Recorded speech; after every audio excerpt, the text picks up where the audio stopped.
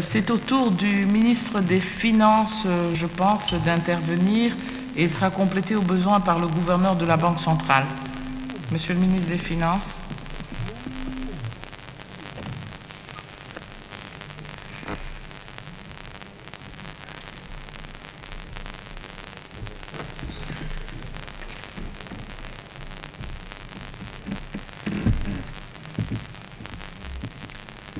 Honorable présidente de l'Assemblée nationale, honorables membres du bureau, honorables députés nationaux, je vais m'appesantir pour très rapidement répondre à la préoccupation soulevée par l'honorable Mayengo sur, disons, les mécanismes et les politiques à mettre en œuvre par le gouvernement pour faire face à la résilience de l'économie congolaise dans le cas du Covid-19.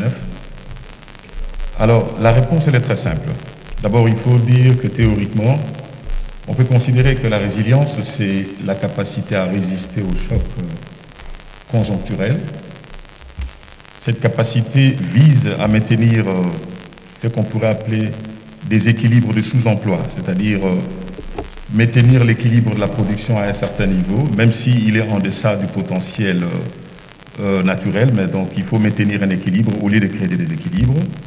Ça, c'est dans un deuxième temps et dans un premier temps, mais dans un deuxième temps, il faudrait qu'une fois les chocs conjoncturels passés, qu'est-ce que le gouvernement fait pour remonter aux équilibres fondamentaux devant le maintenir au niveau du plein emploi?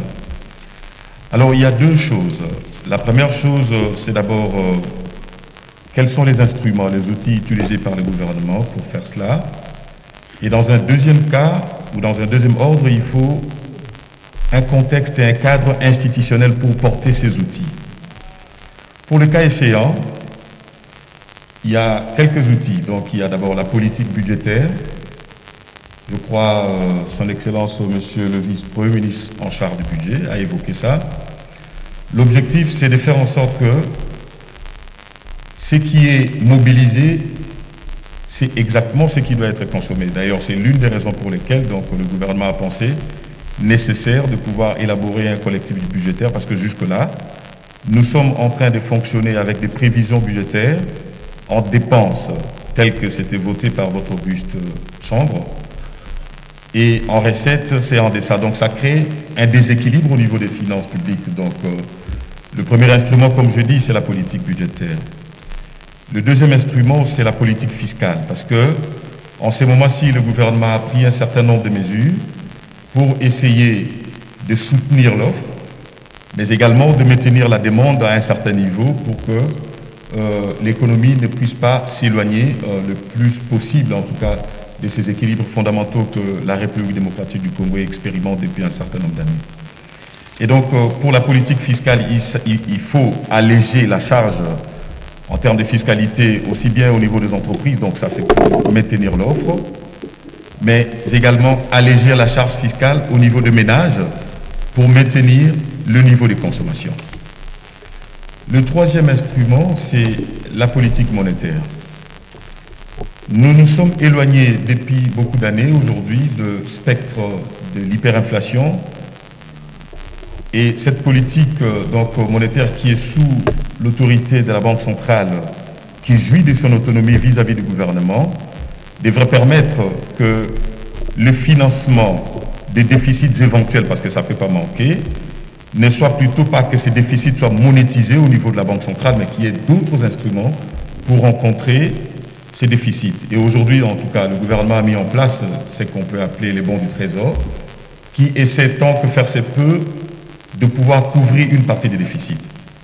L'autre partie, c'est le partenariat international au développement. Donc, je crois que dans le mot de son Excellence, Monsieur le Premier ministre, il a fait allusion aux facilités que nous obtenons aussi bien de Fonds monétaire international que de la Banque mondiale pour pouvoir faire en sorte que nous puissions couvrir les déficits et que ça ne soit pas des déficits monétisés. Alors, qu'en est-il du cadre institutionnel pour la mise en œuvre de ces différents instruments, de ces leviers, de ces différentes politiques?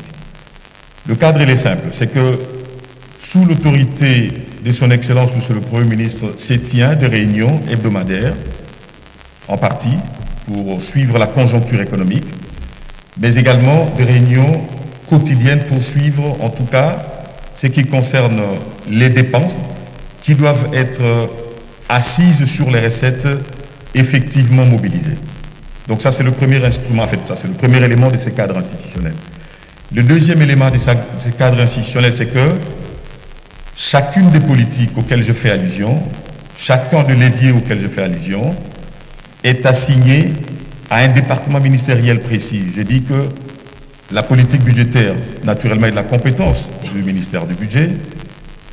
La politique fiscale est de la compétence du ministre des Finances. On peut dire également la politique de la coopération financière internationale au développement. Donc, c'est de la compétence du ministère des Finances. Et la politique monétaire est de la compétence de la Banque centrale qui jouit de son autonomie vis-à-vis du gouvernement. Alors, pour terminer, ça c'est des politiques de stabilisation parce qu'il faut stabiliser l'économie dès lors que nous sommes en train de faire face à ces chocs qu'on peut considérer conjoncturels. On peut dire que la République démocratique du Congo est résiliente, bien entendu, même si il y a eu quelques frémissements sur le marché des biens et services et le marché de change. Il y a un certain nombre de mesures qui ont été prises par le Premier ministre et qui sont en train d'être déroulées.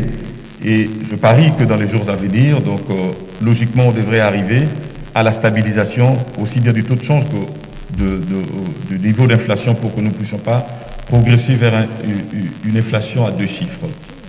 Maintenant, en ce qui concerne la politique de relance, parce qu'il faut des politiques structurelles pour relancer. Et là, sur instruction de son Excellence, Monsieur le Premier ministre, sur base d'ailleurs du programme sur base duquel le gouvernement a été investi, il avait donné des instructions précises au ministre du Budget, donc qui a réuni un certain nombre de secteurs productifs à ceci, donc il faut dire le ministère de l'Agriculture, le ministère de Pêche et l'Élevage, avec l'appui du ministère de l'Économie, bien entendu, pour que des financements précis soient apportés à des projets de manière à ce que, d'un point de vue structurel, une fois que la conjoncture est passée et que nous nous sommes montrés résilients, un peu ce que je suis en train de dire, que la partie production ne puisse pas faiblir pour que la résilience dans un temps 2, nous puissions rétablir les équilibres, pas au niveau de sous-emploi, mais plus ou moins au niveau de plein emploi. Merci beaucoup. Merci.